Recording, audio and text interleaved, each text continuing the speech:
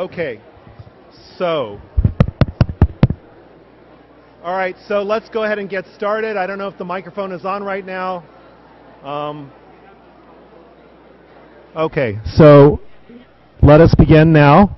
Okay, welcome. Thanks for coming out on this lovely night. This is part of the University Public Lectures series, and as I always do when welcoming people, I ask you to please set your phone or pager to a setting that makes me unaware that you own it.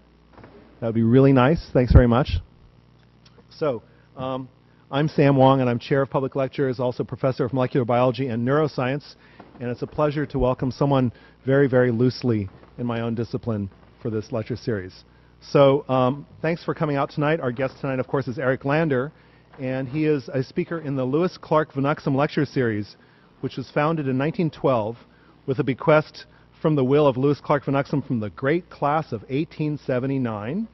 Oh. And at least half of the income of this foundation is to be used for a series of public lectures on subjects of scientific interest. And I just want to give you a sense of who's given this in the past. Lectures have included Edwin Hubble on the exploration of space, James Conant on the mobilization of American scientists for the war, Carl Sagan, Doug Melton speaking on stem cells, Marcia Angel on healthcare, and recently Martin Chalfie on the subject of green fluorescent protein, which, believe me, is an extremely important topic. It really is. Van Uxem pursued a career in insurance, eventually specializing in insurance law. Now, tonight, Professor Lander will be introduced by my colleague, Professor Leonid Krugliak. Professor Krugliak is professor in Princeton's Department of Ecology and Evolutionary Biology, and also in the Louis Sigler Institute for Integrative Genomics.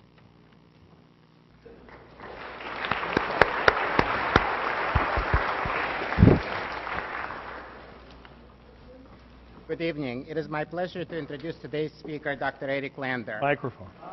Louder. Okay.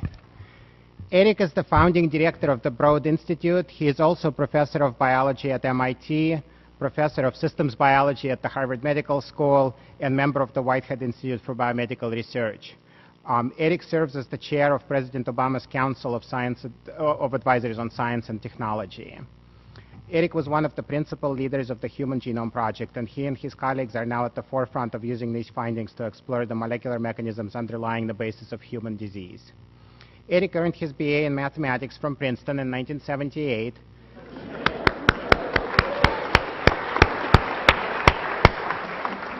And his PhD in mathematics from Oxford in 1981 as a Rhodes Scholar. He was an assistant and associate professor of managerial economics at the Harvard Business School from 1981 to 1990. Remarkably, during this time, he became interested in biology, and together with our own David Botstein, wrote groundbreaking papers laying out the research agenda for human genetics for the next 15 or 20 years. Eric became a Whitehead Fellow and subsequently founded the Whitehead Institute MIT Center for Genome Research. Eric has received many honors and awards, including the Woodrow Wilson Prize for Public Service from Princeton, and recently shared the Albany Prize in Biomedical Research with David Botstein and Francis Collins. He is a member of the National Academy of Sciences and the Institute of Medicine. On a personal note, Eric was my postdoctoral mentor at the Whitehead. Working with him was really transformational and laid the foundation for my own research career, so it's a special pleasure to have Eric here today to tell us the latest about the secrets of the human genome.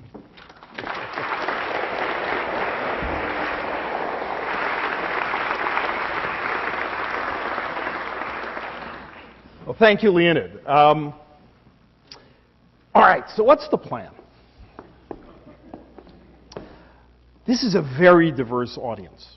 I know, because I'm looking around, I recognize professors of molecular biology, students of molecular biology. There are students from Princeton High School. Where are you, the students from Princeton High School? Yeah. I understand I am worth class credit if you write something about this. And many people from Princeton and the surrounding areas. I'm going to try to do something a little challenging.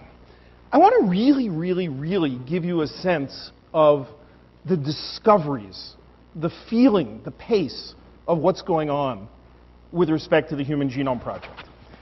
Now, that's challenging to do because I can either give you the cartoon version that sort of covers up all the details and things and says this is very exciting, or I can tell you about what's really going on and what excites us as scientists.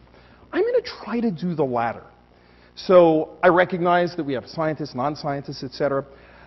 I'm going to try to actually really describe the most exciting things that have happened in the last, 10 or 15 years with respect to the Human Genome Project. And I guarantee some bits you won't understand the details, and it doesn't matter. It's really to get a sense for the cumulative nature of what's been going on, the kinds of questions that are being asked, and some of it, some of it's very easy to understand, some of it, might be only for the aficionados. But I've got to say, we are living through right now one of the most remarkable times in any scientific field. One of the really remarkable revolutions, and that's what I want to tell you about.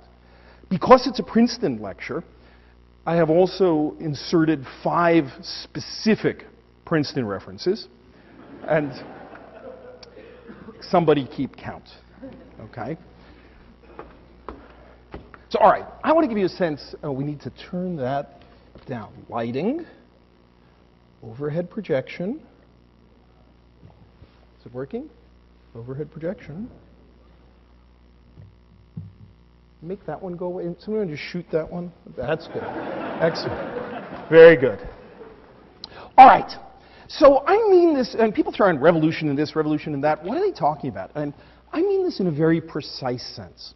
I mean it that once in the history of every scientific discipline, you get to see the big picture. You go from having a fragmentary sense of knowledge, a bit here, a bit there, unconnected, to seeing the whole. Geography. There was a point that this was our map of the world, about circa 1350 or so. This was the best description we had of the world. You can see up there, there's no pointer, but there's Europa. This is Africa here. It's obviously missing some bits. This is Frigida down here. It's not entirely wrong, but you wouldn't want to sail west based on this map. This is, of course, the picture we have today. Landsat imagery, GPS coordinates on your iPhone down to a couple of meters. And, there are no more uncharted desert islands anywhere. And I'd put to you that you can't even get out of the worldview of this. It's not possible for a person today to imagine what it was like to live in a world when you didn't know what would happen if you sailed west. That view is no longer available to us. That's how completely our view has changed by having the big picture. Chemistry, too. It wasn't so long ago that chemistry was alchemy. People going around collecting bits of matter here and there, studying their properties, knowing they could always go out tomorrow and collect more bits of matter with more properties, and just go on and on and on like that. Then along in 1869 comes Mendeleev and says, let's focus on the elements, the simplest bits there, and they can be organized in this table. When Mendeleev drew his famous periodic table, there were actually about 25 holes in it. It took 20-odd years to fill in all the holes, but by the time the dust settled, this became the foundation for all chemistry. All the high school students know it's in the front of your chemistry textbook, and I would put to you that you guys can't imagine what it would be like to learn chemistry without knowing the periodic table. And it's not just, it's useful for practical things. It gave rise to whole industries, and it's useful for theoretical things. Understanding those columns, of course, give rise to subatomic structure. So all of that is pretty cool. That's what's happening in biology right now. Around 1950-ish, middle of the century, 1953, Crick and Watson told us the structure of DNA as this long, double helical molecule of sequences of letters, A's, T's, C's, and G's, and somehow, and from previous experiments, people knew that hereditary information was encoded in this DNA sequence. Of course, they couldn't read a letter of it. They could only infer that the DNA sequence encoded heredity, but they knew in principle the order of the letters mattered. Well, within 50 years, the scientific community has gone from knowing that it's there in principle to reading it out in practice. And you could download it on your iPhone if you wanted to, the sequence of all of those letters. Now, this is, of course, not the end of the story. It's just the beginning, because we're in the midst of this kind of transformation. We don't just need the sequence of the letters. We need to know how to read it. We need to be able to parse it up into the genes, the portions that encode, say, proteins in your body, hemoglobins and collagens and keratins and zillions of proteins and things. We need to know where the regulatory instructions are. We need to know which genes turn on when, which genes turn on after you've had lunch, which genes turn on when you're infected, all these sorts of things we need to know. We need to know not just the gene sequence in general, but all the variation in the gene sequence in the human population. We need to have tools for turning on and off each of those genes, and onward. This is a shopping list, the kind of little yellow sticky that people in my field have on the refrigerator of, the things we have to get before we're done. All of those kinds of catalogs and tools. But when that dust settles, I'll put to you, maybe sometime 2025 or something like that, the students of 2025 will not be able to imagine what it was like to live back in the benighted ages of the 1980s or so, when ancient molecular biologists went out into the jungle with their machetes looking for genes and things, slashing through the forest, sometimes coming back triumphantly, gene in hand, often never being heard from again. It's a different world. Now, but I want to explain to you how it is that you study a molecule this big. And the genome is very big. It's 3 billion letters. It's also, if we think about it just in terms of molecules that people study, here's a comparison. An amino acid, the building block of a protein, is 200 atomic mass units, 200 Daltons. Hemoglobin in your blood is a protein composed of those amino acids, and it's 20,000 Daltons. And people worked really hard, not that, several decades ago, to work out the structure of hemoglobin. The ribosome, the factory that translates the RNA messages made by the DNA into the proteins, is 2 million Daltons. And just recently, working out the structure of the ribosome and understanding all that, the human genome, just for reference, is 2 trillion Daltons. That's a big number. How do you study 2 trillion Daltons? Some atomic thing, some molecular thing that big. It's, of course, not one molecule. There are 23 chromosomes, so it's 23 molecules, but oh well, I approximate here. Well, like anything else, if you're going to study something that big, like with the Earth, you need a map. In fact, you need many maps. And different disciplines have different approaches. In our field, the field of genetics and the study of genomes, the sequences of genomes, and the functions of genomes, it turns out to be all about building maps. So I'm going to talk entirely tonight about maps, how you make maps, how you read maps. Some of the maps will make a lot of sense, some of the maps may not make any sense, but I'll give you all the sense because it's all about maps. Let me start, though, with the concept of mapping rare genetic diseases.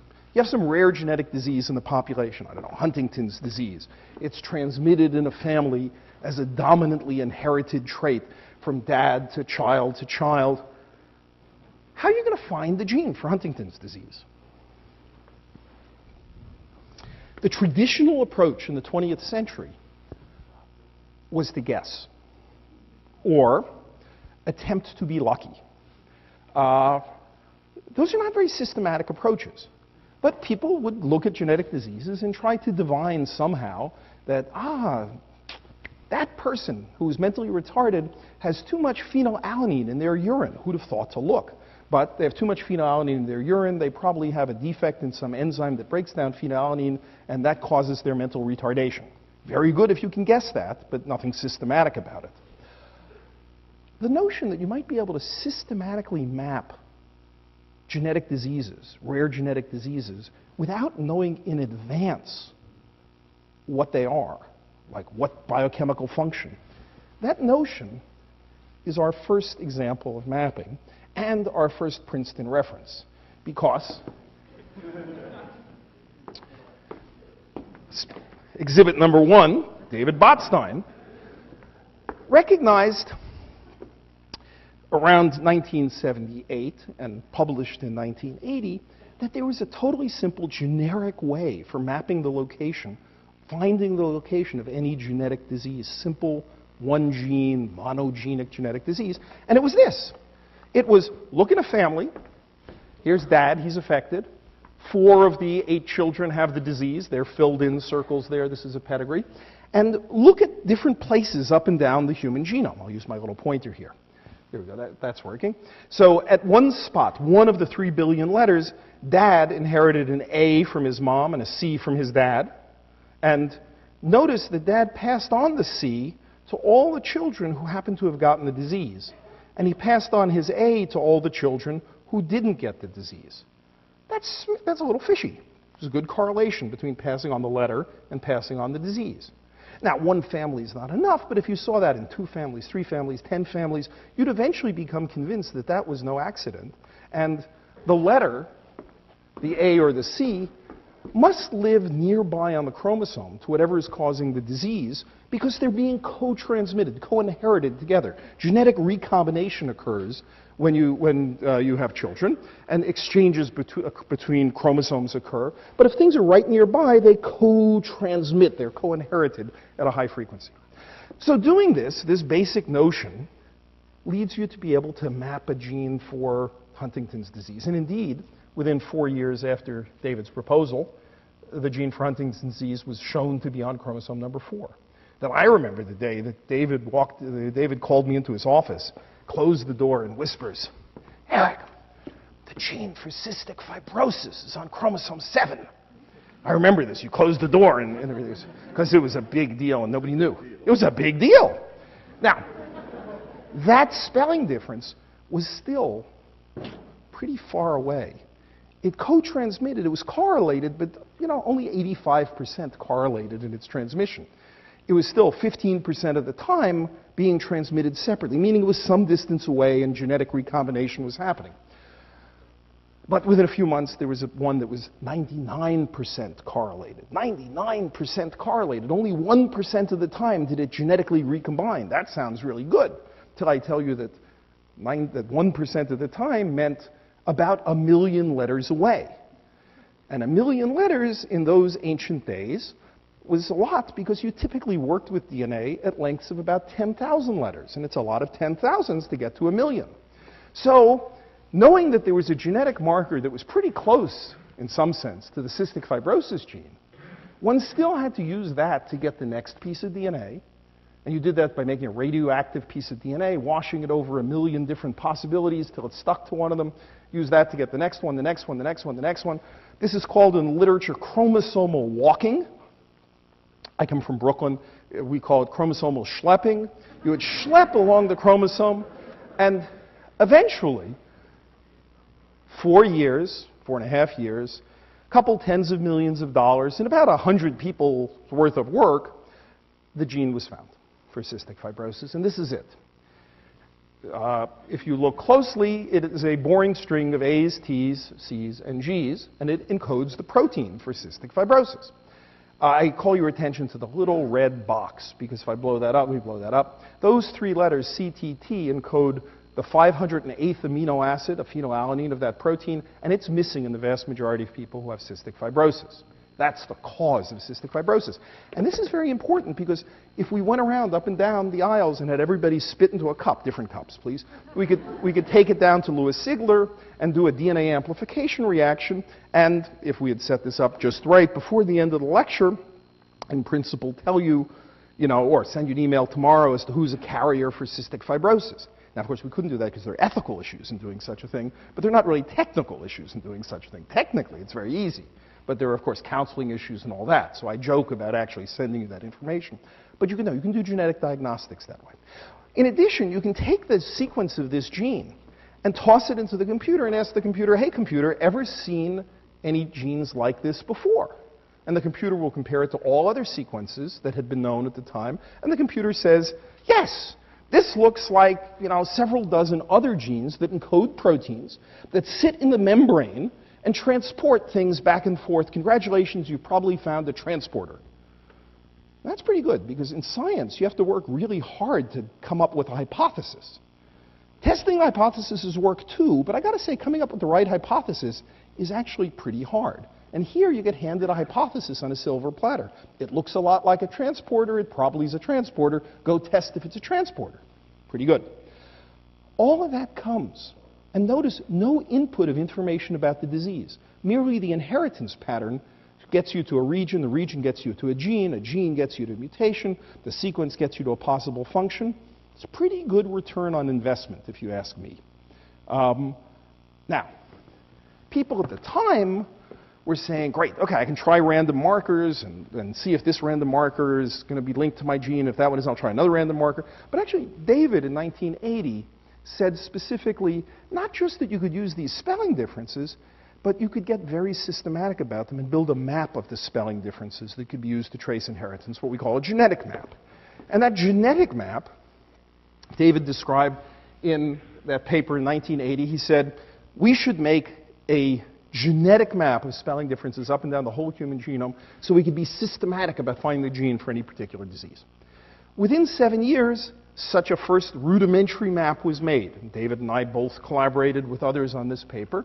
And it's a like hilarious map. It only has 403 markers, but it was a first map of the human genome. It was kind of cool. And within 3 years of that point, a whole human genome project was launched with the notion that, of course, we had to do vastly better than this.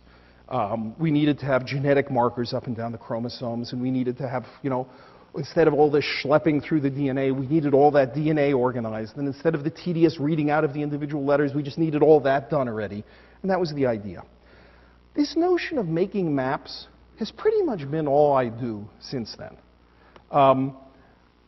But there's a lot of kinds of maps, and I'm going to tell you about the different kinds of maps and what you can do.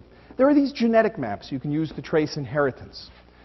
When we then need to chromosomally schlep along and have all the pieces of DNA, we instead would rather have a physical map, which means all the pieces of DNA. Then we'd like to know all the letters. That's a sequence map. I'm going to skip over this one for a moment. But within that, we would like to know, where are all the genes? How do I parse all these letters up into genes? And what parts has evolution conserved? And I'm going to even tell you about the epigenome, something that sits on top of the genome and organizes and structures the way the genome is read out. And how does it vary between people? And which are the variations associated with disease? And how have these variations in the genome been selected by evolution? And how are they changed in cancer? And for every one of these problems, evolutionary history to other animals, recent evolution in our species, cancer, diabetes, et cetera, there's a map for that. I guess there's an app for that, but here there's a map for that, right? So there's a map for that. So let me tell you. Whoops, something. Hello. Coming back? It offended the computer. There we go. Now, some little window came up and asking me to click on it, so I did. All right. It knows things. All right. So, anyway, the Human Genome Project. The Human Genome Project itself was really the first big organized project to make maps. It was a cool project. It was to make these genetic maps, these physical maps, these sequence maps, these gene lists, and to make all this information freely, completely available to anybody, even people in high school. In fact, especially people in high school, because those are the people who are going to do the most creative things with it. It required changing the whole way we do biology, from standing behind plastic shields with radioactive nucleotides to doing things with robots and computers and all sorts of things. And so the whole way that the Genome Project was taken on involved lots of changes in technology. It involved changes in the culture of our community, international collaborations amongst different countries. The Genome Project was 6 countries: United States, United Kingdom, France, Germany, Japan, China, 20 different centers around the world. Our little dot is this yellow one here. I'm proud, we did about 1/3 of the sequence of the human genome there. There were big centers, little centers, but everybody working toward a common goal of getting this information out there. And in February of 2001, about 9 years ago or so, a rough draft sequence of the human genome was published. It's a rough draft because it had, about 10% of it missing, about 250,000 errors in it. But on the other hand, it's still 90% of the sequence of the human genome. It was not bad. But the international consortium continued in its course, and within another several years, April 2003, we were able to report a finished sequence of the human genome, where finished is a technical term, meaning not finished, but But meaning, as much as can be done with modern technology, about 302 gaps remaining and things like that, a little less than 1% of the sequence missing. But anyway, you have to have a goal, and the goal was to do everything you could do with existing technology, and that was the finished sequence. And we kind of picked April 2003 because that was exactly 50 years after the Crick and Watson paper had been published, and we thought that would be cool. So everybody agreed to get it done by then, and people worked really hard to do it. Now, the point was, back in the 1980s, when people were looking for the cystic fibrosis gene, it took forever to find this gene. It cost a lot of money. The point was, if you had all of this, could you do it faster? And the answer is absolutely. With the sequence of the human genome, the process of finding disease genes, the rare Mendelian disease genes, has just exploded. Before the Human Genome Project, about 70 had been found.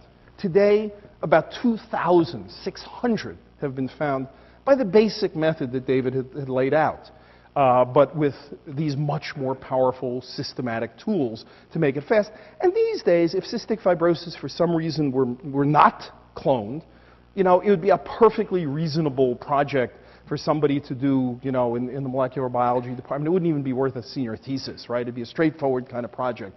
You could do something, you could do a good JP or something on that.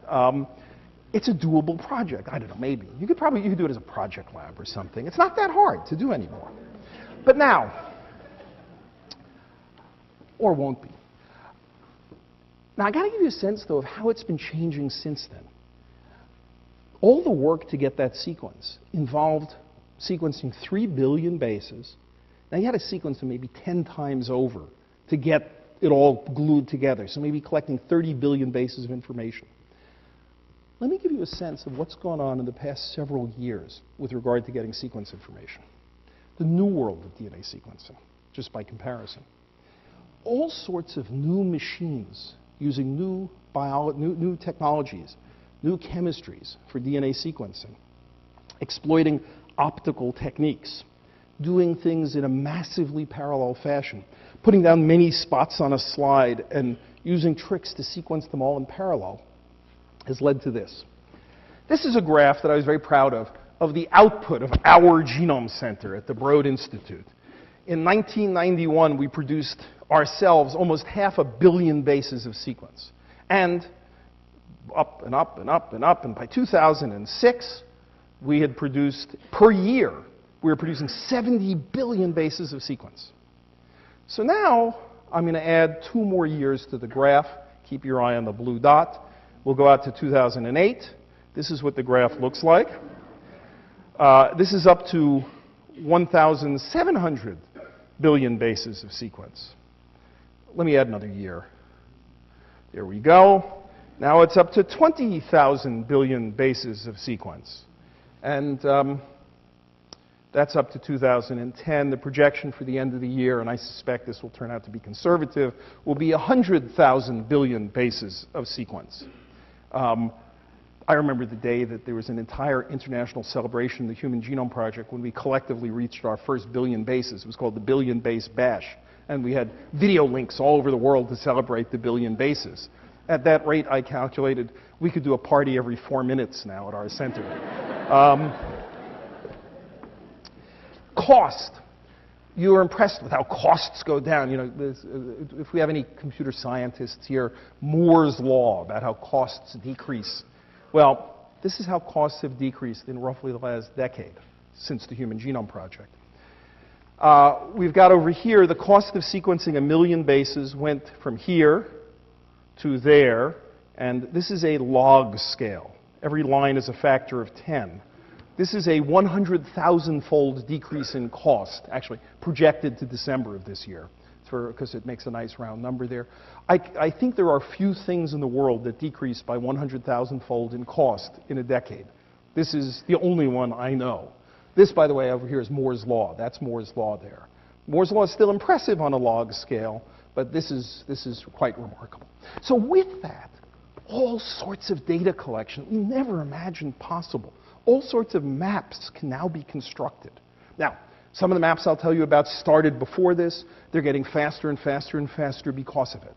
So I'm going to go off and tell you about maps. I warn you in advance, some of the maps will make sense, some of the maps, don't worry if they don't, there'll be another one coming. You'll get the sense of it here. But I want to give kind of a range of different maps of things. So let me start with mapping evolution.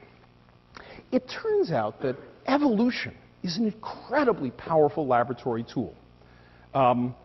This is very curious because, of course, the majority of the country doesn't believe in it, but it's a very powerful tool that we use every day in the laboratory. Why it works, if it's not true, I don't know. Anyway, so we won't go there in this lecture, which will concentrate solely on the science. So if I give you a chunk of the human genome, this is a chunk of human genome, the first thing you'll note is it's really boring. How are you going to figure out what letters do what and which letters matter? I mean, how do you know that this A over there does anything? Well, but the only intellectually honest way to do it would be to change the A to something else and see if it makes a difference. Then you know it mattered. You know, change the A to a G, grow up a human being with that sequence, see if it matters. This runs into two problems. One, it's wholly unethical. Two, it's completely impractical. You can't get grants to do that sort of thing because it's too long. It just takes too long. You know, your children would have to score the experiment and all that. So anyway, for a lot of reasons, but the idea is right, that if you could change the letters, you'd really know. So only if, you know, if only somebody had thought to start this experiment a long time ago so we could read the data now, that would be brilliant. But of course, that's what evolution does. Every day, bases change by random mutation. Sometimes they are deleterious and selected against. Sometimes they're advantageous. Sometimes they are just completely neutral. In fact, an experiment was started about 100 million years ago. It's called mammals. There was an mammal, an ancestral mammal. It had a sequence, and it underwent mutations. Those bits of the genome that matter to all mammals can't change very much. Those bits that don't matter are free to change.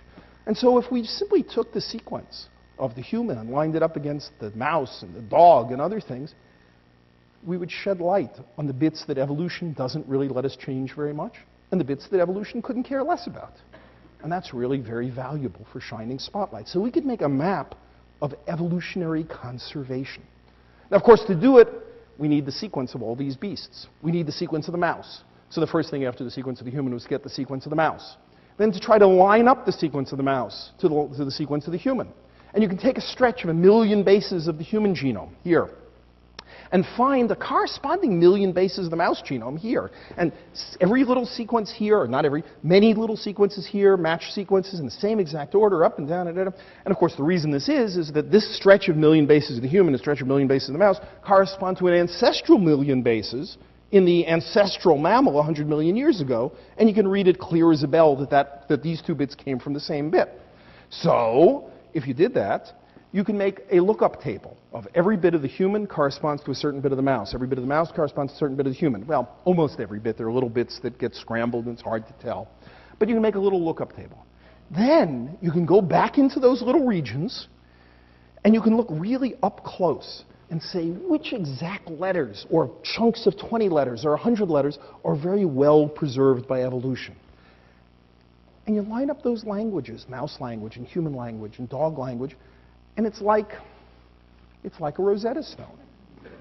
And it turns out, of course, we don't speak initially any of those languages, but it's the similarity amongst those languages that still lets us pick stuff out. It's as if I give you these two sequences. This is a cartoon. You know, the human genome is not written in English letters, but just for a cartoon. And I say, you know, can you see what evolution has preserved here? And while you may not immediately pick it out, computer algorithms are very good at zipping along and spotting this is hidden, right? You can do that. So, you know, computer algorithms are very good at doing that sort of thing. So what we need is, we need the mouse and the rat and the dog. So we got the mouse and the rat and the dog. Those were the first things that got sequenced there. And with those 4 mammals, us and them, you could pick out a lot of things. And as we got excited about what we could pick out, we needed more, because we wanted even more sensitivity. It's a question of signal from noise. The more we read of evolution's lab notebooks, the more sensitively we can pick out stuff. And so a proposal got made by a bunch of us to sequence 24 different mammals. And they bought it. They said, okay, the NIH said, do it. And in fact, by this point, there's about 36 vertebrate genomes that have been sequenced so far, and that number will just grow tremendously with increased sequencing power. And you start lining it up. So I promised you secrets. What are some of the secrets of the human genome that get revealed here? From this evolutionary analysis, now, promise, I'll tell you the secrets. You have to promise not to tell anybody. Otherwise, they're not going to be secrets, okay?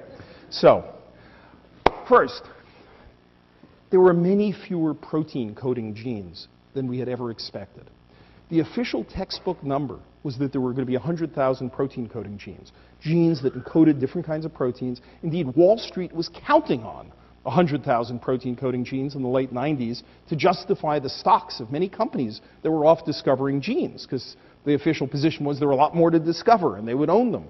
And in fact, there didn't turn out to be that many more. In fact, there were vastly less genes than anybody expected.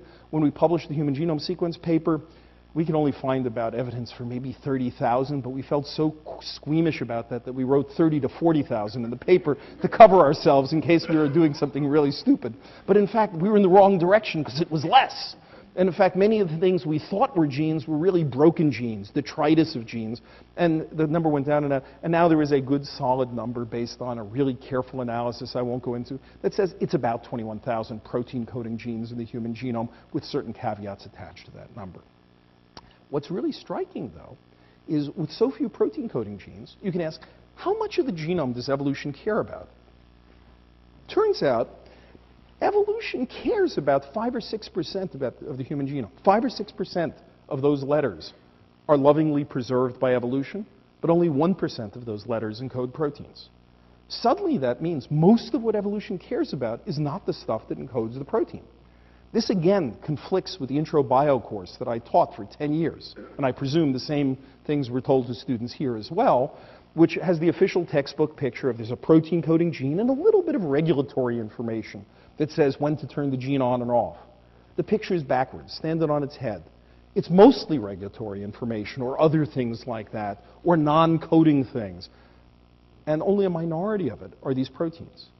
Not only that, if you look at these regulatory things or non-coding things, let's just call them non-coding sequences, things that don't code for proteins, and you ask, where are the ones that evolution has most lovingly preserved? They turn out to clump, to cluster in different places in the genome. And it turns out they cluster particularly in regions of the genome that happen to be pretty poor in genes.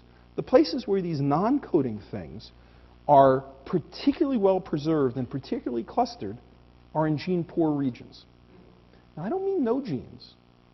Typically, one gene. And if you run along here, every one of them has a very early embryonic developmental function. The genes that really evolution has cared so much about with this regulatory information are the things that get your body plan going right in the first place. And I'm just going to zoom in on one of them here. And you can see there's this one gene over here and all of this stuff around it that's controlling when it gets turned on and all that. Indeed, what it suggests is the proteins themselves are not so hard. Getting all the controls just right, that's the hard thing. So then you could ask, how does all this stuff get invented? How quickly does it evolve? How much new stuff is developed by evolution? Well, if you go out a little bit away from our mammals, placental mammals, and you go off and you sequence kangaroos or things, you can answer that question. Because you look, how much is conserved amongst placental mammals, and how much of that is shared out here with the marsupials? The marsupials are separated by about 90 million years of evolution. That lets us estimate how much stuff evolved in those 90 million years. And the answer is, we're evolving during those 90 million years, something like about 16% of all of that important information in our genomes. I'll put it in concrete terms.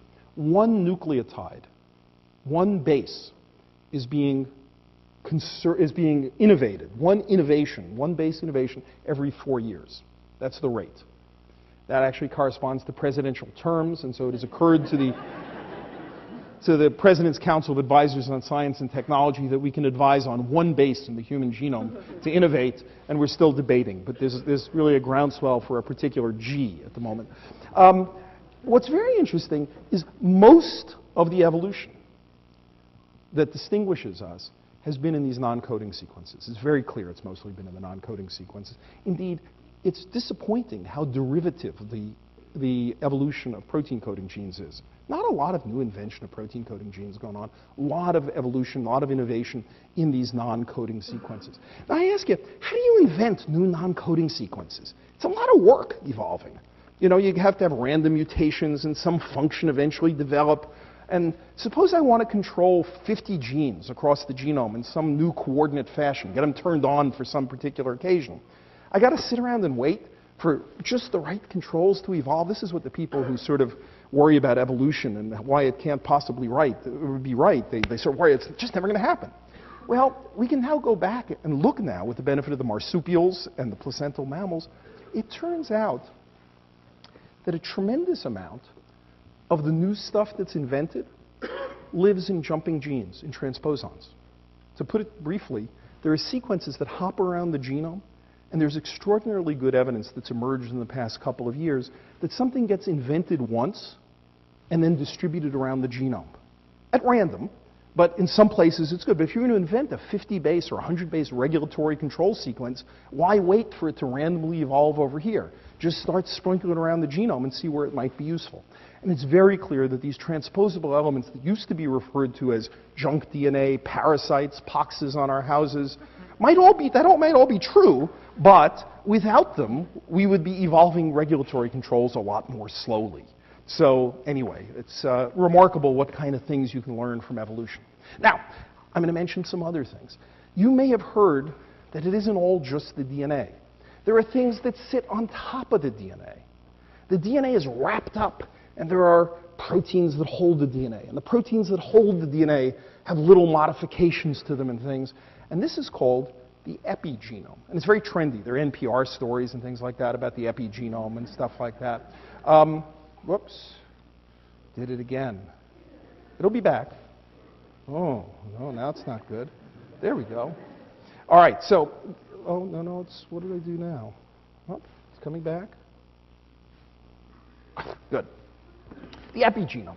So the DNA gets wrapped up in these proteins, and the proteins have little marks put on them. And I'm not going to tell you what the marks are. They have exciting names like histone 3, lysine 27 trimethylation. You're invited to forget that, okay? But there are these marks, and the point is, wouldn't it be cool if we could figure out in any given cell type, in your pancreas or in your muscle after you exercise versus before exercise, where are all those controlling marks? Well, until recently, you couldn't do that. But with the power of sequencing now, it turns out to be easy. Make an antibody that recognizes the mark, use the antibody to pull down all the proteins that are marked like that, take the DNA that come down with those proteins, and sequence it. And that's it. Just basically grab any mark you want, see what DNA comes down with it, and read it on a sequencer. And it lets you then build maps. You can build maps saying, aha, this kind of mark is here, and this kind of mark is there, and that kind of mark is there. And you can build more maps. I like maps. You can build maps of the epigenome. Now, why do you build these maps? You build these maps because all sorts of secrets emerge when you look on the maps. Let me tell you. Again, let's not worry about it. But there's a green mark. It's in green. And a blue mark. It's in blue. It's not really green and blue, but you'll give it to me. There's a green mark that's the beginning of genes that are turned on, and a blue mark that's along the length of the gene that's being copied into an RNA. And then that RNA is being sent off to make a protein. This is a particular epigenomic mark that tells you where a gene is. Well, now that we can make these maps cheap and easy, let's look at those maps and see what's there. You look at the maps and you can say, bingo, here's a gene, here's a gene, here's a gene. And then you go back to your catalog that you previously made of all the protein coding genes we know in the human genome. And you cross off everything that's a known protein coding gene. Known, known, new.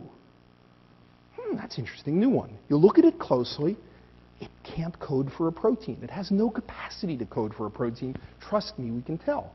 It's what we call something non-coding. Now that might not seem so surprising to find an occasional non-coding, but thousands in the last year and a half have been found. About 5,000 large, evolutionarily well-conserved, meaning they must be functional because evolution has kept them around for 100 million years, non-coding genes that just encode RNAs that never become a protein. And there's evidence that what they do is they regulate other genes. Now, I slightly simplify. It's not like these things were not known. There were about a dozen things like this known. Very large RNAs that didn't encode a protein and did something important regulatorily. There was no notion that there were 5,000 of them. There were about 12. One of the earliest goes by the completely obscure name H19. And that is the second Princeton connection, because H19 is due to a Princeton scientist. That's H19. Shirley identified H19 in her lab, one of the very first of what is now clear of a family of thousands and thousands of these large non-coding RNAs. So for those of you who don't know, Shirley did other things, whatever, besides being president. In fact, this really important class really goes back to very, very important work of Shirley. And I cite some early paper here that says the product of the H19 gene may function as an RNA. And indeed it does. All right, so even the epigenome can be read out and all sorts of secrets can be found. Now, there's diseases. Remember I told you there were these diseases. The rare Mendelian diseases, the Huntington's disease or the cystic fibrosis or achondroplasia or maple syrup urine disease or many diseases like this. There's also other diseases.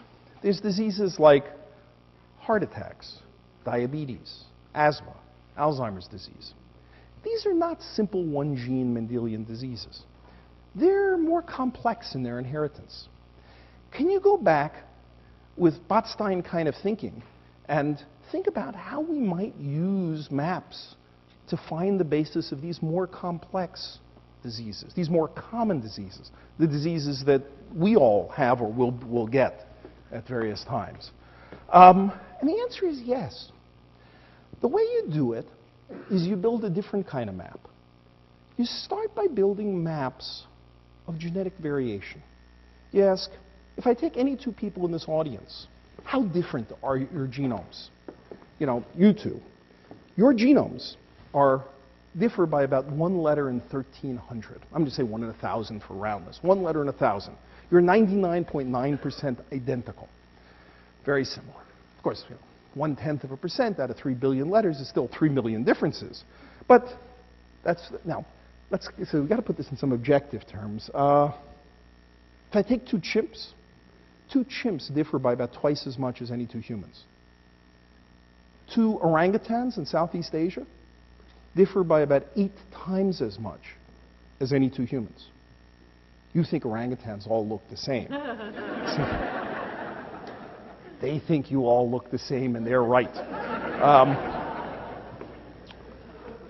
Now, turns out we are a very small species. We don't have that much genetic variation, and it's very clear why. We all go back to a pretty small founding population in Africa with an effective population size of about 10,000 people, about 3,000 generations ago. And simple population genetic equations will tell you that you can't have that much genetic variation in a little population. Now, wait, you say. We're 6 billion people. And I say, that's just in the most recent blink of an eye.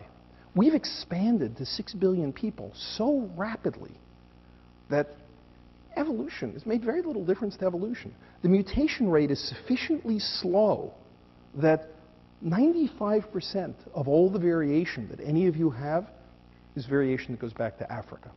Only 5% of the variation that you own is variation that has arisen since the migration out of Africa. So we're walking around with largely ancestral variation like that. Some of that ancestral variation is kind of interesting. Here's 2 letters on chromosome number 19 in the gene called apolipoprotein E. And if you happen to have the CC spelling here from your mom and the CC spelling here from your dad, you have about a 60-70% lifetime risk of Alzheimer's disease. And if you spit in a cup, we can take it back and leave you an email or something like that. No, you can't do that. It's unethical, but it's actually technically not hard to do. There were about a dozen examples of this, of specific common genetic variations that influenced your risks of disease and therefore taught us about causes of disease. A dozen found kind of by accident. Well, occasionally by smart looking, but mostly by accident. But if you're thinking systematically, if you're thinking like a mapping kind of person, you could say, how many genetic variations could there be anyway? Common genetic variations. You do some arithmetic. I don't know. Actually, Leonid did some arithmetic in a very important paper. He said, I don't know, 10, 20 million, 12 million, some numbers, something in that neighborhood of common genetic variation. It depends on how you define common exactly. Why not just make one very big Excel spreadsheet that has all, let's say, 12 million common genetic variants across the top, and then you just look and you say, let's see, this genetic variant here is more common in people with diabetes than people who don't have diabetes. Oh, and that one here more common in people with arthritis, and that one here more common in people with asthma. And the problem, and then you could work out which genetic variants are associated or correlated with which genetic diseases. You'd of course need to find all the 12 million variants. Oh God, even worse than that. You then have to take like thousands of people with diabetes and thousands of people without diabetes and test the millions of variants in the thousands of people to get billions of genotypes. And that's the sort of thing that graduate students rebel about because of course, they were doing genotypes one at a time, and many of them found it, difficult to contemplate doing, say, 12 billion of them in order to get their thesis done or something like that. But the great thing about the way the sciences worked is in the course of 10 years, it went from being unthinkable to being utterly routine. Genetic catalogs of genetic variants were built, such that there's well more than 10 million genetic variants known on the web. Then it turns out you don't need to use every last genetic variant because the ones that are nearby each other are pretty well correlated. So you can just use a subset if you knew how they were correlated. Oh, but then you'd have to know all the correlations to be able to pick the subset. But you can make a map of correlations. So an idea of, let's make a map of all the correlations of all the variants came up. And within 3 years, that got done. The international haplotype map of all the correlations, blah, blah, blah, got done. Then you still, even if you can pick the variants, you got to genotype them in the people. Oh, and you can't do it one at a time, but it went from being 1 at a time to 10 at a time to 1,000 at a time to 10 to, by 2006, 500,000 genetic variants getting typed on a single little bit of glass using DNA chips. And then 1 million, and by later this year, we should have chips with 5 million. So now suddenly, there's no excuse.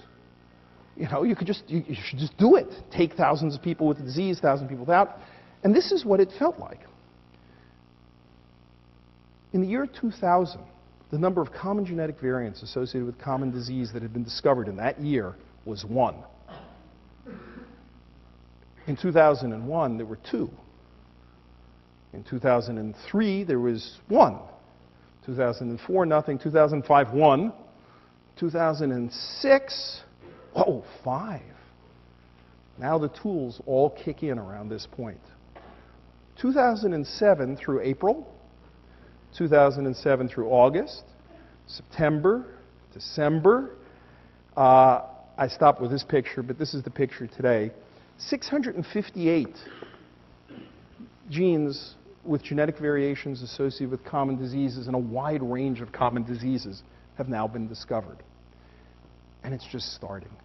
There's lists and lists and lists, and all sorts of secrets are emerging. I'll just name 2 secrets, for example. All sorts of surprises. There's one particular spot in the genome that is related to risk for diabetes, and it's also related to risk for early heart attack. And you say, oh, I know why, 'cause it must be due to lipids. High lipids are involved in both of those. That particular spot is unrelated to high lipids. So it turns out these are related, but not through lipids. There's Crohn's disease and psoriasis, very different diseases, I think, except there's some place in the genome where the genetic variation that's affected. In fact, these lists are telling us about pathways in the disease, biology of the disease, in all sorts of surprising ways. And I've got to say, another secret is there's lots more to go, because so far, only the most common genetic variation has been probed. Only things that are at frequency above 10% or so. As you get down to 5%, 3%, 2%, even more and more, I predict, and stronger stuff is beginning to get discovered as you look at the data. So there's tons we'll be learning about genes for, we still can only explain a portion of it. For some diseases, Crohn's disease, we might be able to explain about 30, 40%. For diabetes, we're somewhere in the neighborhood of 8 or 9%. Tons still to go. But this kind of systematic program is beginning to roll in with sequencing lots more. Not just for these inherited diseases, I won't say much about it, but exactly the same thing. Well, it's not at all exactly the same thing. The analogous thing can be done with cancers, where instead of looking at inherited common genetic variation, you can take the variation between a tumor in a patient and the normal cells of a patient and ask, how's the DNA changed? What mutations caused the tumor? And 2 years ago, the number of tumor genomes that had been sequenced and compared to the normal was approximately 0. In fact, exactly 0. Now, there's a couple hundred that have been done. And I predict within the next 2 years, it will get easily into the many thousands and go on beyond that. And we'll start seeing catalogs explode like that as well about genes involved in cancers. Now, I'm going to take a couple of minutes. I'm going to probably go on for, I don't know, maybe 10 minutes or so, and just describe a couple of other kinds of maps you can build because they're fun. And then I'll stop and take questions. I talked a little bit about evolution and what it conserves, how evolution has conserved things over 100 million years across all mammals. Well, it's not all about things staying the same. It's changed, too. Things sometimes move very rapidly in evolution, and maps of rapid evolution can tell stories as well. Here we go. Maps of rapid evolution. Mapping recent human evolution. So it turns out humans evolve, and you can watch them evolving. Darwin, natural selection. Darwin, the descent of man. First really gorgeous example of seeing the footprint of evolution in the human species. J.B.S. Haldane, the famous biologist J.B.S. Haldane, who observed that all sorts of red blood cell diseases, like sickle cell anemia, were particularly common in places that had malaria. And he said, I bet these diseases are protective against malaria, and they have evolved to high frequencies to protect against malaria. There's positive selection that has swept some genetic variation up because it does something good in some environment. Well, a couple of other examples. Lactose tolerance. Turns out most Northern Europeans can drink milk as adults, but most people in the world can't. The people who can drink milk as adults are largely East Africans and Northern Europeans, namely the folks who keep cows. It's pretty clear a mutation arose, we actually know it now, independently, one in Europe, one in East Africa, that lets you continue to have your enzyme that breaks down lactose as an adult. Normally it shuts off after weaning, because what do you need with it? Most mammals don't have milk after weaning. But that's another example. And in fact, but you know, that's 2, 3 examples. How much has evolution been shaping our genome? Just in the last 5,000 years or 10,000 years, just since civilization, how much has been going on in our genome? Could we tell? Yes, if we build a map. Let me describe the map that tells us what's been going on in our genome in the last 5,000 or 10,000 years, and it's pretty simple. You know, if some gene is not useful to you, mutation occurs in the gene. If some mutation is not useful to you, it might occur, you know, in the next generation, it goes up, it goes down in its frequency, no big deal. Some mutation occurs. But if something is useful to you, here, some red mutation occurs, this is useful to you. It lets you leave more offspring because you're resistant to malaria or you can drink milk or whatever. You leave more offspring, more offspring, more offspring, and very rapidly, that gene rises to high frequency. Can you tell that a gene rose to high frequency quickly? Yes, and here's the clue. It turns out that when a new mutation arises on one particular chromosome, on one particular Tuesday, this new mutation arises, it's on just that chromosome. And when you pass it on to the children who get that mutation get all the other genetic variations nearby. And then over the next generation and the next generation, the next generation, genetic recombination occurs, and the stuff that's at some distance starts recombining and isn't correlated anymore. And if you wait long enough, genetic recombination, only the stuff that's very close by is still correlated with the mutation. But suppose there was a mutation that was under strong positive selection. It swept to high frequency very quickly. It would do so quickly that genetic recombination would not have time to break down the long-range correlation. So it turns out there's a smoking gun. Anything that's at high frequency that has very long-range correlation with other genetic variants has to have moved to high frequency very quickly. Trust me, there are a lot of details under that, but it can be done right. That's a smoking gun that you can use to find where evolution has recently been at work in the human genome. And to make a long story short, using the data for the HapMap, 300 regions have been found in the past couple of years where evolution has been doing strong positive selection in our species. And really excitingly to me, in the last year and a half, new methods have come along that let you pinpoint it with great precision to figure out which genes they are. And I'll just give you an example. Here was a spot on chromosome number 15 where this signal, whatever that signal is, I won't go into it, tells you something's going on. You can kind of see it, something goes up there, but it's hard to figure out exactly. New method, with the new method, you can pin it down exactly. Again, I won't tell you, but it's beautiful work of a professor now at Harvard, former postdoc of mine, Pardis Sabeti. And you zoom in on that spot, and you see in the protein there's a particular change, and it is a protein that affects skin pigment. This was a mutation selected in Europeans affecting skin pigment, and we're pretty sure we know that that's right. But these 300, you start going through them, and you see things like this. One spot up there affecting a protein in a particular gene, and it affects something having to do with hair and sweat, and it's found in Asians, and it's correlated with thickness of hair in Japanese, and yada-da-da, and what that has to do exactly for selection, I don't know, but this is clearly the thing that was under selection. Something to do with hair and sweat glands in Asians. In Africa, bingo, you can see the spot right there. Now with high precision, a gene that's involved in immune systems. And again, I won't go into exactly, and it's correlated with certain things.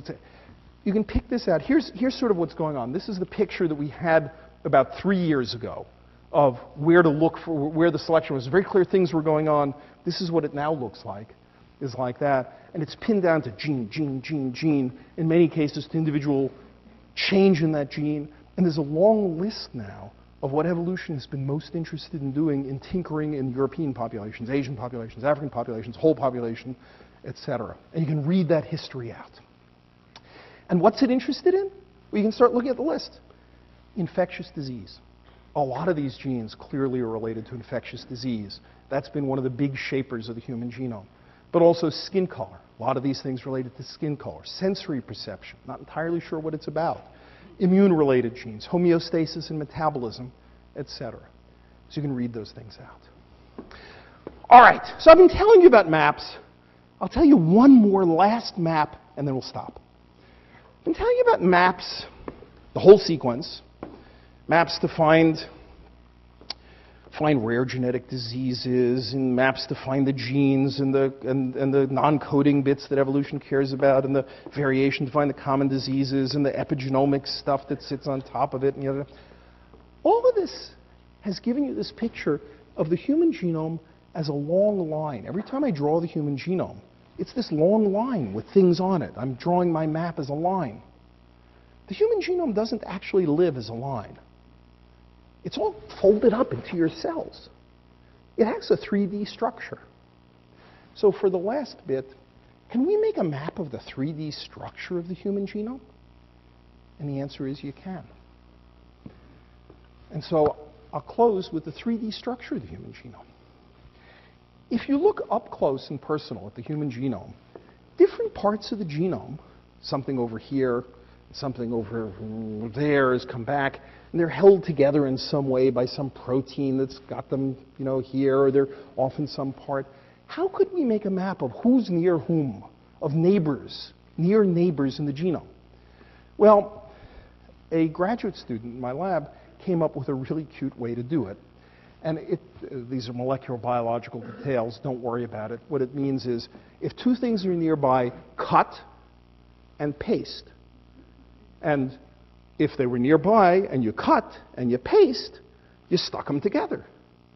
When you cut and you paste things that were near neighbors, then sequence them. The answer to most problems here now has become, then sequence them. So you sequence them and you see, oh, I got a bit of chromosome 15 here and a bit of chromosome 15 here, but they've been stuck together. That means they ought to be next to each other. So anyway, this graduate student came up with this protocol. It took about 2 years to get this to work, and I raise it because he was a math undergraduate at Princeton, and that's my third Princeton connection, Erez Lieberman, who developed this in the lab, and he's quite a wonderful polymath. And to make a long story short, you can then build a chart of how close this bit is to that bit, and this bit is to that bit. I can build a big chart, which for every part of the genome, I'll write it here and here, and I can say if they're particularly close, I'll put them in red, and if they're a little distant, I'll put them in blue, and I can make the whole pattern of what it looks like. And it turns out, here's a secret, the genome is, John, Scottish. It turns out the genome is Scottish. That is to say, this is the pattern of interactions across the genome. It's plaid. Look at this. What it means is there are essentially only two patterns. There's this pattern and this pattern. And you see this pattern here reappears here and reappears here. And if you think about it, if there's only two patterns, that means that at a very broad scale, there are only two neighborhoods of how the genome hangs out. There's the red neighborhood, and guys in the red neighborhood hang out with each other. And there's the blue neighborhood, and the guys in the blue neighborhood hang out with each other. And that's kind of it. Now, there's finer structure, but I'm not going to go into it. What are those neighborhoods? Actually, this is just one chromosome, chromosome 14, but it turns out it's not just special to chromosome 14. All the chromosomes are Scottish, right? They're all plaid. It turns out that the red bits correspond to closed regions of the genome where the genes are closed for business. The blue regions to open regions of the genome where the genes are open for business. And you can tell that the red bits are actually closer to each other and the blue bits are further by various ways of seeing all this. And you can kind of pick this all out. You can even go further than that. You can start asking the question, if I take two bits of the genome that are this far apart, what's the likelihood they're nearby? What if they're this far apart? What's the likelihood?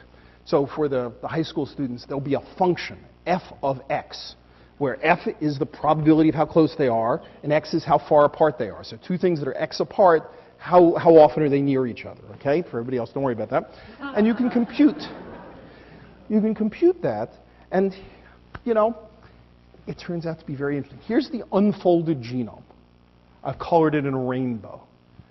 There has been, for the last 20 years, an understanding that the way the 3D structure of the human genome folds up is like any other polymer, which is into something called an equilibrium globule.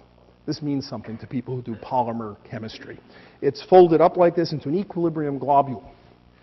Equilibrium globule, that's a distinctive kind of structure. And it has a certain property that tells you how often 2 points at distance x are nearby each other. And it has a certain scaling law.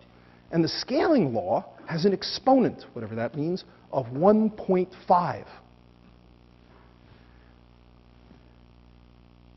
You could test that from the data. And you check it, and it's nowhere near 1.5, which means that isn't how the genome folds at all. It can't. It's like way off. So there was another paper about 20 years ago, which suggested another way the genome could fold. So this one said 1.5. Don't worry exactly what it means. Trust me, there's a number. And we observe 1.08, which is not 1.5. This other way is a beautiful, elegant way that, for reasons I don't know, got ignored. I know why, because it's not an equilibrium structure. It's an out-of-equilibrium structure, and it's called a fractal. It's a fractal globule, and no one had ever computed its slope, but Eris did, and it's about 1.08. It looks like the genome folds up as a fractal. Fractals are things that collapse and then collapse and collapse and collapse on themselves. In fact, instead of my doing it with my hands, let me make you a movie of a. There we go. There's the genome coming together. And what you can see is that the green bits tend to stay near each other, and the red bits are near each other. Whereas in that equilibrium globule, they were all kind of messed up with each other. The great thing is here, everything collapses locally and locally and locally and locally. And what's good about that is you don't get yourself all tangled up. If I want to get any bit of genome, I give a tug on it and it comes out. It's not in a knot. What a sensible way to pack a genome. And in fact, the data looked like the genome is really packed as a fractal. All right, so now I've told you, and I promised you weren't going to understand all of it, but oh well. I've told you that it's all about maps. We have this monstrously big molecule, 2 trillion Daltons, 3 billion letters. And we want to understand what it does. And the last 20 years, indeed, going back to David's first proposal, 1980, the last 30 years, have been recognizing all the different ways you could map it. You can map it to find disease. You can map it to find functions in the genome. You can map it to study evolution. You can map it to study 3D structure. You can map it to discuss all sorts of things. And with the students now, and with the power of molecular technologies and sequencing and this 100,000-fold decrease in cost, I'm quite confident that the high school students here from Princeton High School will, within 6 years or something like that, be inventing many more ways to make new kinds of maps, to discover other kinds of things in the genome that we hadn't even imagined are there. The real secret about the human genome is how many secrets there still are in the human genome. That's what's cool for the students who are here, that we have just barely begun to understand what's in there. So I've told you about a lot of stuff with maps, and I've told you about Princeton connections. The first, well, actually, in fairness, that's me. I'm an undergraduate. The second, that's David. The third, that's Shirley. The fourth, my student Erez Lieberman and his 3D folding map of the genome. I need a fifth. Ah, yes, the fifth. Whoops. The fifth. The fifth is in particular my daughter, who is a senior graduating from Princeton. And she, of course, needs a connection to this talk.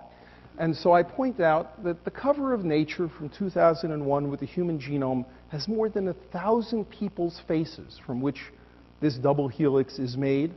And for Jessica's friends who are here today, they can all look through the cover and find where Jessica's picture is. Because it is. It's a pleasure to talk to you about the secrets of the human genome.